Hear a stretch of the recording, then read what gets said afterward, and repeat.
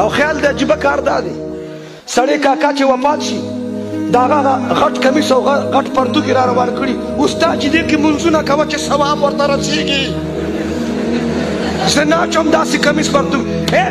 په دې یخنۍ کې دی به موږ پسې هغه زړې جامې راوړي زه ورته یم دغه حاجي صاحب چې کم کمبل کې ورته کېدو نه هغه هم راوړه که نه کمبل امام له چېرته راوړی دی مولوي صاحب کمبل یې راوړي هغه نه خو هغه قیمتي بستره هغه زما ده هغه کمبل زما دی هو خو چې کومې هله دې کپړو نه موږ یارېږو دې نه موږ یارېږو توجه ته چې خیرات کې کمبل یې په خپله واغست ما پسې کمیس او پرتوګ راوړه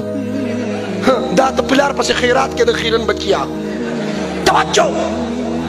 لوی دولتو لوی دولتو قبر ته به در سره شناختي کارت به موږ سره قبر ته ځي ځي به نو چې موږ سره شناختي کارت نه فرشتو ته به څنګه پته لګي چې د پاکستان دی تشریف راوړو زما پہچان چې څوک هم کوي نو شناختي کارت ګوري که نه ګوري دا فرشتې به څوک پوهي چې د تشریف را اور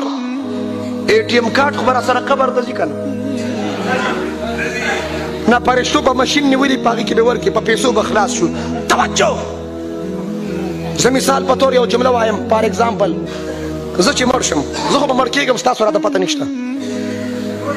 صبر وکړه خو جدا خبره خو تا خو په دې ځای دې وي دلته نه ووایه چې پته دې ولګي توجه زه چې مړ شم په دې پېښور کې ښخوی به مې سیندوان خو نه سوځوی خو به مې نه توجه خو یو التجا کوم ما چې ښخوی دې کپړو کې به مې ښخوی کمیس به رانه وباسې پرتوګ به م رانه وباسې ډېر ظالمان نه یې توجه خیر دی کمیس پرتوګ رانه وباسې دا واسکټ راته پرېږدې سره مې ښخ کېدا راته پرېږدې جی صاحب قسم بالله قسم بالله زمونږ دا لباس دا کپړې دا وردي دا ټوپۍ دا څادر دا بنین قبر ته نه ځي عقیده وګټه ته پټي ګټې ډیران ګټې ځمکې ګټې پراپټۍ ګټې خیرن کا بچه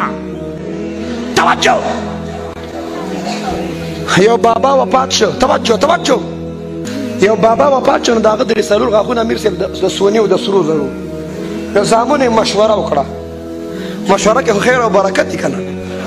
خو یو مسله واوره هره مشوره کې خیر او برکت نه وي که په دې چارپړیزه کې څه کسان راپاسېد او مشوره وکړه غلا دپاره دې کې به خیر او برکت وي داسې ووایم د دین دپاره مشوره کې به خیر او برکت وي څه دپاره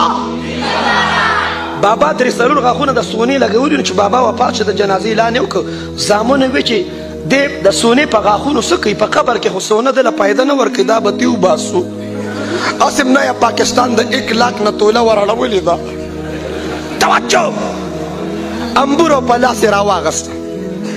او د بابا نه تنویر قاري صاحب غاښونه وباسي ښه د دې مړي دا خوله دا ډېره په ګرانه کولاویږي خو په چارپړیزو کې د ژوندو خوله هم ډېره په ګرانه کولاویږي توجه بار نه خلکو اطلاع وکړه چې دا بابا را بار کړه چې غسل ورکو زامنو یې اواز ورکړه چې صبر وکړې بابا کې ډېر کار پاتې دی مونږ تاسو ټولو کې ښه ډېر کار پاتې دی توجه خلکو اطلاع وکړه بابا را بار کړې حاجي صاحب ورې دوکه نه شي د سونې غاښونه کېنه